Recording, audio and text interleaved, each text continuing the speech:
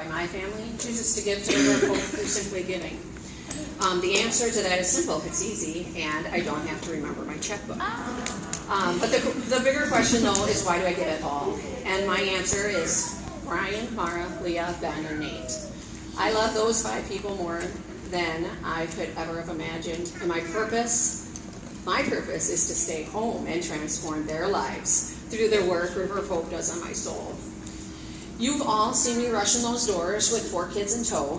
Let me start by saying they are amazing people, but raising them is not an easy task. I like order, I like control, I like respect, and I like quiet. A person like that does not sound like someone who should have chosen to have 4 kids. Maybe you saw me last week. Over there, in the last row, sat 4 kids, and me standing behind them with my arms crossed and my face in a scowl. Over the course of an hour, I would see them holding hands in prayer and hear them singing songs of praise. And I listen to Pastor Laura challenge me to do my best. And when she says, all my sins are forgiven each Sunday, I bite my tongue so I don't yell, hallelujah. I am forgiven. So yes, I need River of Hope, and it helps me be a good mother and a good wife. I also see giving to River of Hope as an investment in my kids. This church, the things we do inside and outside of these walls, the people who make up our church, they are important and they make a huge impact on my family. My kids are actively involved in making church work. They usher, they sing, they greet, they run the PowerPoint, and they help take down. Here, they learn to challenge themselves, but even when they fail, they learn that they are enough and they are loved. Here, they are taught that they should love themselves and others unconditionally. Let me give you just one example of River of Hope's impact on each of my children. Mara's getting confirmed in 2 weeks, and she must write her faith statement. You know, what she believes. Well, I started to talk with her about it in the car one day, and she interrupts me saying, "Don't worry, Mom. I've been really evaluating my beliefs for the last few years, asking questions of myself. So writing this out will be easy." Okay, I guess I got that right.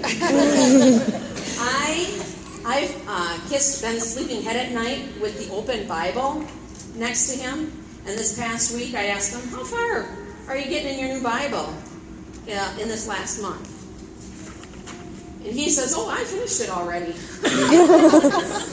What? My 9-year-old has read the entire Bible in the last month. Thanks, Laura. We got that right. And now Nate rushes to be in the first vehicle heading to church each week. And it is common for me to be searching for him as we try to leave church and get into the van. And usually I find him helping Jim to put the music equipment away. So thanks, Jim, for encouraging my 7-year-old to clean up. So we are asked to share our time, our talents, and treasures. And it's easy for others to see our family offering our time and talents to River of Hope. But offering our treasure is a tough one. We are asked to give money, but not to brag about it, because it's like you are giving only for the attention. Yet here I am about asking you to talk about, being asked to talk about money. And Laura, there are a lot of contradictions in the Bible.